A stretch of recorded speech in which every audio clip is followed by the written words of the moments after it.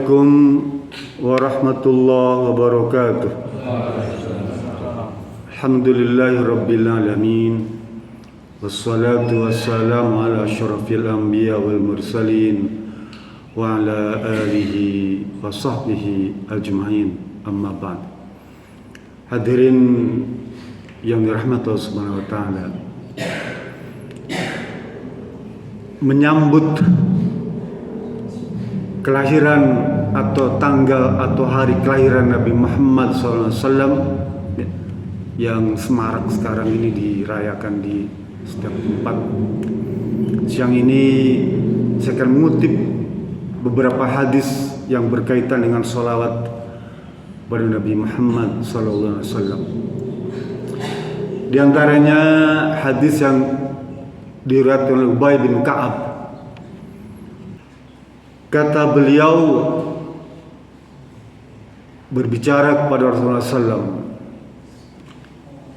"Ya Rasulullah, inni aksaru salata alaika, fakam aj'alu laka salati?" Qala Nabi SAW, "Ma syi'ta." Wa qultu ar-rubu'. Qala ma syi'ta fa in zidta fa huwa khairul laka. An-nisfu ma syi'ta fa in zidta fa huwa khairul laka. As-sulusain ma syi'ta fa in zidta fa huwa khairul laka. Inni aj'alu laka salata ilaika kulliha. Qala Rasulullah, "Izan tukfahammaka wa yukfaru laka zambuka." Atau kama qala, hadis sahih riwayat Imam At-Tirmizi. Kata Ubay bin Ka'ab, "Ya Rasulullah, sesungguhnya saya banyak bersalawat kepadamu. Ya. Berapa yang paling baik itu maksudnya berapa banyak salawat yang bisa saya sampaikan kepadamu ya Rasulullah?" Terus bilang, "Terserah kamu. Kalau misalnya 1/4 dari doa-doaku itu isinya salawat kepadamu, bagaimana Rasulullah?" Terus bilang, "Terserah padamu. Jika engkau tambah lebihkan, itu jauh lebih baik bagi dirimu. Kalau begitu saya bersalawat kepadamu ya Rasulullah separuh dari setiap doaku, separuhnya berisi salawat kepadamu." Rasul bilang, "Terserah padamu. Ya. Kalau kamu lebihkan, itu jauh lebih baik bagi dirimu. Kalau begitu saya bagaimana kalau 2/3 dari seluruh doaku itu berisi salawat kepadamu?" Rasul bilang, "Terserah kepadamu. Kalau kamu lebihkan, itu jauh lebih baik bagi dirimu." Oke. Kalau begitu saya akan berdoa isinya hanya salawat kepadamu saja Rasulullah. Jadi doa Ubay bin Ka'ab ini isinya hanya salawat saja, ya, nggak ada yang lain-lainnya, nggak ada minta ampunan, nggak ada apa-apa. Ya. Kalau kita kan doanya banyak Pak ya, macam-macam doa tuh supaya sehat macam-macam. Ubay bin Ka'ab enggak. Dia bilang, "Saya kalau begitu doa saya semuanya hanya salawat saja kepada Rasulullah." Apa jawab Rasulullah? "Izan, jika begitu ya, fatukfa hammaka, maka Allah akan penuhi segala macam kebutuhanmu dan segala macam kesulitanmu Allah akan angkat." Coba tuh. "Wa yugfaru laka zambuka," dan Allah ampuni segala macam dosa-dosamu. Allah karim. Hadis ini Pak, kalau baca hadis ini apa luar biasa Pak. Ternyata untuk hidup di dunia itu nggak perlu repot. Kita baca hadis ini, dan itu dijamin. Terus bilang hanya dengan sholawat saja Allah menjamin hidup kita di dunia bahagia dan selamat di akhirat. Gak perlu doa-doa yang lain tuh. Baca. Kata bin Ka'ab, ini doa hadis ini luar biasa Pak. Jadi cukup baca sholawat saja tuh. Sehingga kata Sufyan Ats-Tsauri suatu kali pergi haji, ya, Sufyan Ats-Tsauri at-Tabi'in Pak. Ada seorang pemuda tawaf itu yang dia baca sholawat saja Pak, gak ada yang lain.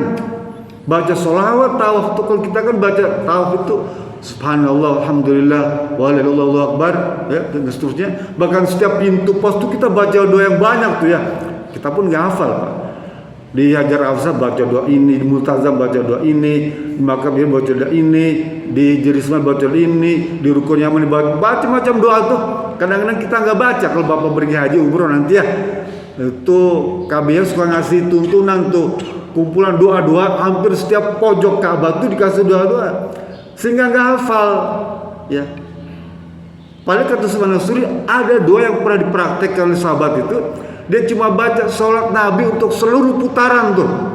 Ya, itu saja. Kemudian ditanya oleh Sufyan, ya Fulan, kenapa kamu tawafnya baca cuma sholawat aja? Ya, kan ada bacaan yang lain tuh, tapi kenapa sholawat yang kamu baca? Ya. Apa dia bilang? Dia ceritakan tentang perjalanan hajinya bersama ayahnya. Ayahku meninggal dunia dalam perjalanan haji ini. Dan wajahnya berubah menjadi hitam. Bayangkan Pak, masih hidup meninggal, wajahnya berubah hitam seperti arang gitu. Dia menangis, ya, menangis sampai menangis dan sedih. Kenapa bisa begini? Ya. Saking capeknya dia tertidur tuh, memikirkan nasib ayahnya berubah wajahnya jadi hitam tuh. Tertidur, lalu malam itu dia bermimpi berjumpa dengan sosok yang disebutkan dalam hadis itu, dia adalah Nabi Muhammad SAW. Ya. Kemudian ditanya, ya Rasulullah, kenapa kok ayahku seperti itu? Diceritakan bahwa itu pelaku dosa, ya. Pelaku dosa, orang jahat, orang nakal, orang badung, ya, pelaku maksiat. Tetapi dia tidak pernah melupakan sholawat Nabi kepadaku, ya. Dan aku akan rubah wajahnya. Lalu kemudian diusap Pak. Dalam mimpi itu Pak, ya, dalam mimpi itu diusap wajah ayahnya itu. Setelah bangun tidur pagi itu ternyata wajahnya sudah berubah menjadi putih kembali. Allah karim. Dan itulah kemudian dia tanamkan dalam dirinya bahwa dia hanya ibadah, hanya menggunakan sholawat Nabi saja, seperti Ubay bin Ka'ab. Sholawat Pak, luar biasa Pak. Kata Umar bin Khattab mengutip hadis Nabi sallallahu alaihi wasallam berkata, man shalla alayya wahidatan sallallahu alaihi asyran. Barang siapa yang bersolat kepadaku satu kali, maka Allah akan membalas salawatnya dengan 10 kali. Kata Umar Al-Ansari Pak, cerita tentang syarah hadis ini, penjelasan hadis ini, dia bilang yang dimaksudkan Allah membalas sholat kepada yang bersolat satu kali itu ada 3. Satu, dia mendapatkan kelipatan rahmat 10 kali. Bayangkan Pak, kita dapat rahmat 10 kali gara-gara kita sholawat. Yang kedua, Allah mengampuni 10 dosa kita. Coba, kita sholat satu kali, Allah ampuni dosa kita 10 banyak, 10 dosa Allah ampuni. Yang ketiga, kata beliau, Allah angkat derajat kita 10 tingkat. Coba tuh. Cuma kita baca sholat satu kali. Kata Umar bin Khattab Pak, siapa saja yang dalam satu hari itu bersolawat 100 kali, nih, satu hari sholat 100 kali. Kita kan setiap kali sholat tuh 5 kali minimal, 10 kali sholawat ya. Pada Nabi ini sholat itu, kalau kita sanggup sholat 100 kali selama satu hari, kata beliau, Allah akan memberikan kebaikan kepada kita dan memenuhi kebutuhan kita, 70 kebutuhan di akhirat dan 30 kebutuhan di dunia. Coba, luar biasa Pak kalau kita sholawat ini ya. Nah, apa sih soal baca sholat itu? Gampang, sallallahu alaihi wasallam, selesai. Di dalam surat Al-Ahzab ayat 56 dia. Nanti Bapak buka di rumah, surat Al-Ahzab ayat 56 Allah berfirman, "Innallaha wa malaikatahu yusholluna 'alan nabi." Ya. Sesungguhnya Allah Subhanahu wa taala bersolawat kepada Nabi Muhammad, ya, dan para malaikat juga bersolawat, dan kita disuruh bersolawat kepada Nabi Pak. Allah bersolawat kepada Nabi Muhammad. Para ulama maksudnya apa? Maksudnya adalah Allah memuji kepada Nabi Muhammad SAW. Lalu kalau malaikat bersolawat apa? Kalau malaikat bersolawat kepada Nabi itu maksudnya adalah malaikat berdoa kepada Allah agar Allah selalu memuji Nabi Muhammad. Dan orang-orang beriman juga diperintahkan untuk bersolawat kepada Nabi Muhammad SAW. Maknanya apa? Kalau kita ingin disebut sebagai orang beriman, maka kita harus bersolawat kepada Nabi Muhammad SAW. Ya. Bahkan banyak amalan-amalan solawat itu, ya, harus dimasukkan ke dalam bagian dari ibadah itu. Apa contohnya? Tasyahud akhir. Dia masuk dalam rukun, Pak. Kita sholat, ya, tanpa sholawat pada tasyahud akhir tidak sah rakaat itu. Sholat jenazah tanpa sholawat pada takbir yang kedua itu, maka tidak sah sholat jenazah itu. Tasyahud akhir itu tahiyat. Tahiyat akhir itu kan kita baca tuh, Allahumma sholli ala Sayyidina Muhammad. Kalau pakai Sayyidina boleh enggak? Boleh. Allahumma sholli ala Muhammad, ya. Kama sholaita ala Ibrahim wa ala Ibrahim. Itu dibaca, itu menjadi rukun. Syarat sahnya sholat harus ada sholawat pada bagian akhir tahiyat itu. Khutbah Jum'ah, ya, tanpa ada sholat tidak sah khutbahnya, bukan sholatnya.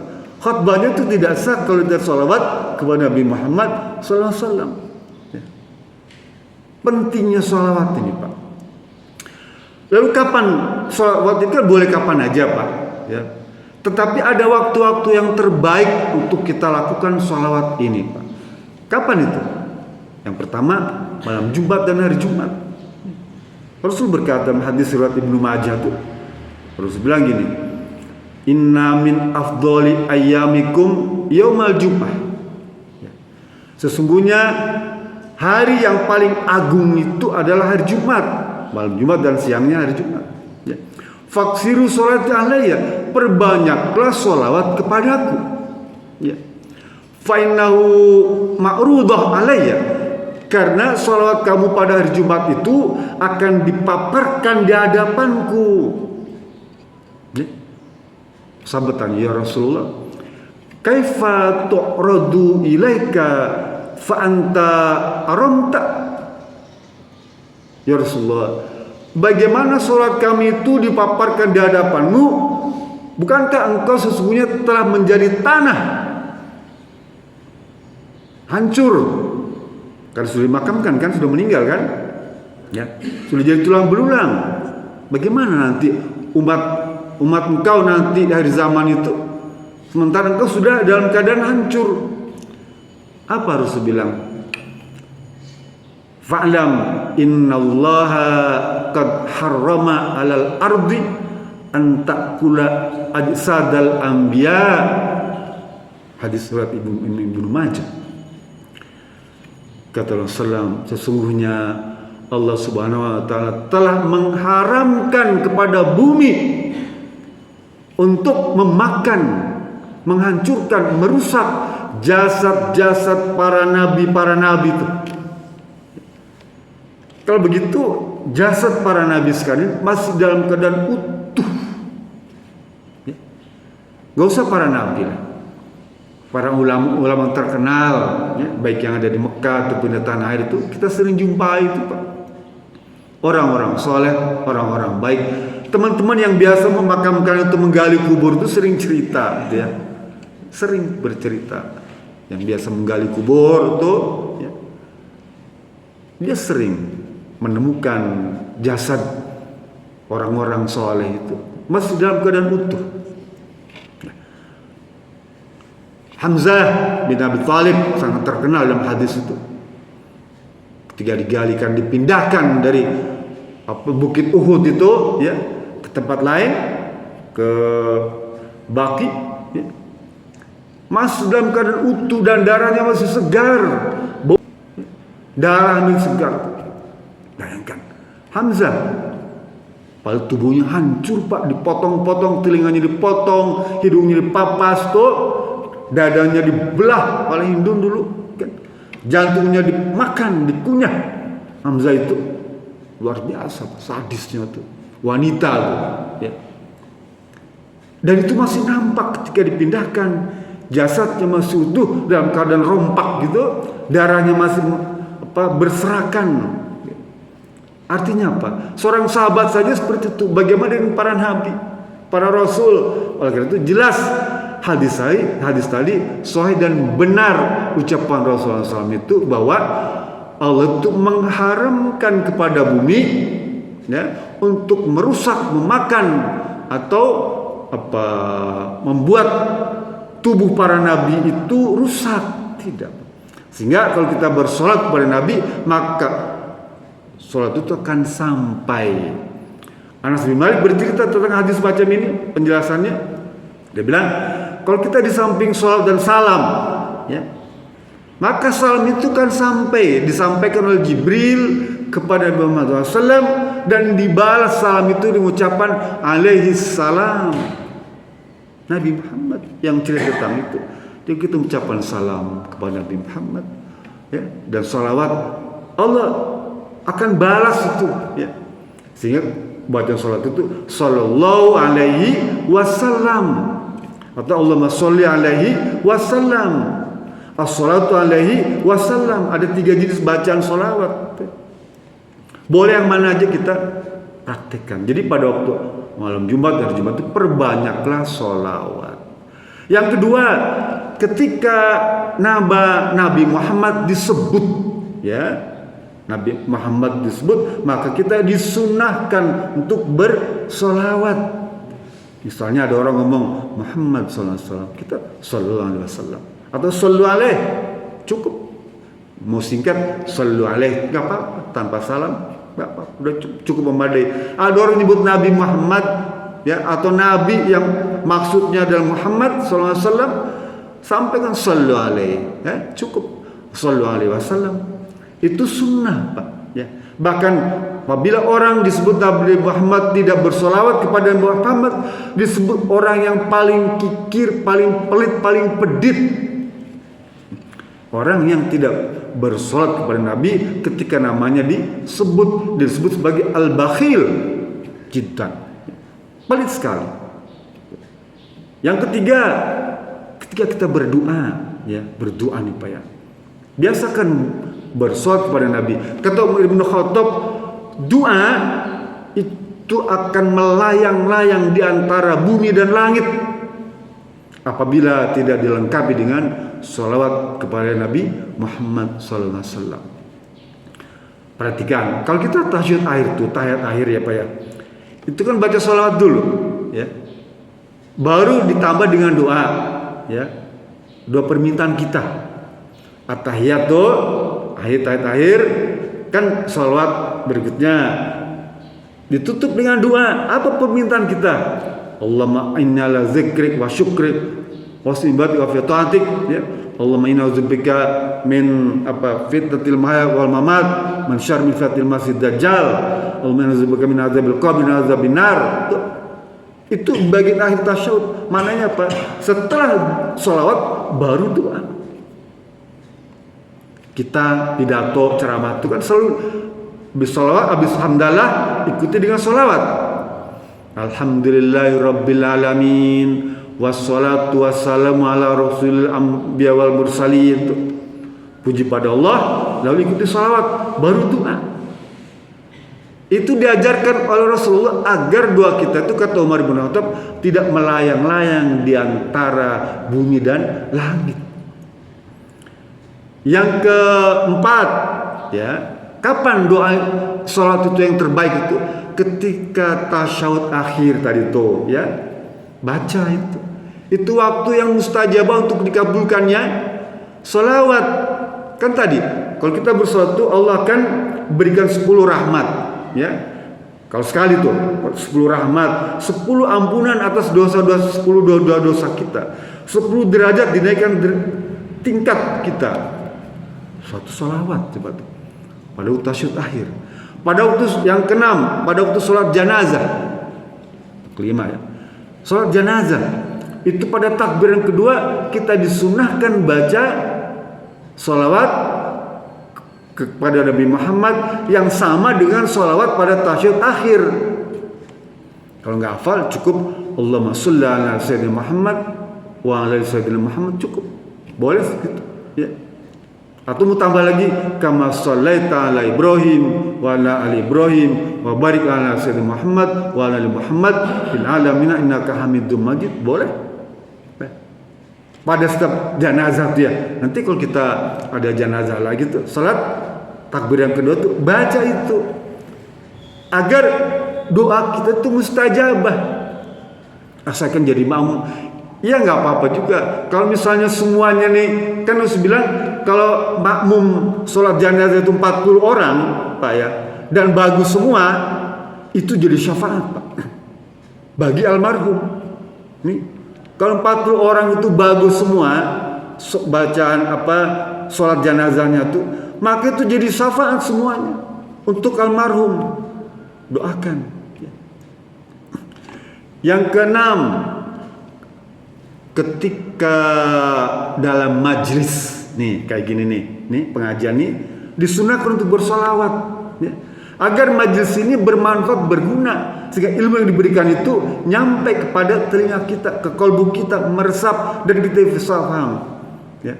Salatullah salamullahi ala Taha Rasulillah, salatullah salamullahi ala Yasin Habibillah, tawassalna bismillah wa bil hadi Rasulillah bi ahlil bab ya Allah.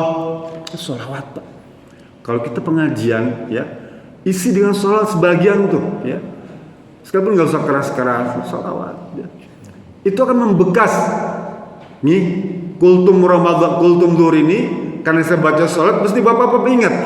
Tadi ceramahnya Pak Ustadz dibilang ada sholawatnya. Kan ingat ya, nempel tuh seumur hidup tuh ya. Akan membekas terus selamanya. Ya. Yang ketujuh ya, kapan sholat itu makbul, mustajab? Pada waktu setelah azan tuh ya. Sekalipun kita tidak jadi muazin, selesai azan itu ya Allah Akbar la ilaha illallah, baca sholawat kepada Nabi Muhammad SAW. Allahumma rabba hadhihi da'wati tammah wa sholatil qaimah wa ati Muhammadinil wasilah wa syaraf fadilat ayat rafi'ah wa asul maqam al-mudawaddah bi rahmatika ya arhamar rahimin. Sholawat ya. Bahkan di sana sholat itu berisi agar Allah menjadikan Nabi Muhammad itu sebagai wasilah. Kita doa azan tuh minta kepada Allah agar Nabi Muhammad dijadikan wasilah, perantara untuk mendapatkan syafaat bagi kita. Wasilah, ada kata wasilah tuh, perantara. Kita minta pada Allah agar Nabi Muhammad itu jadi wasilah bagi diri kita untuk bisa memberikan syafaat. Ya, kembali. Jadi Allah saja bersolawat kepada Nabi Muhammad, malaikat bersolawat. Ya. Kenapa kita nggak mau bersolawat kepada Nabi Muhammad SAW? Nggak ada ibadah tuh yang Allah langsung turun tangan memerintahkan kepada kita, ya, kecuali solawat. Ya. Bahkan dicontohkan oleh Allah sendiri cara bersolawatnya.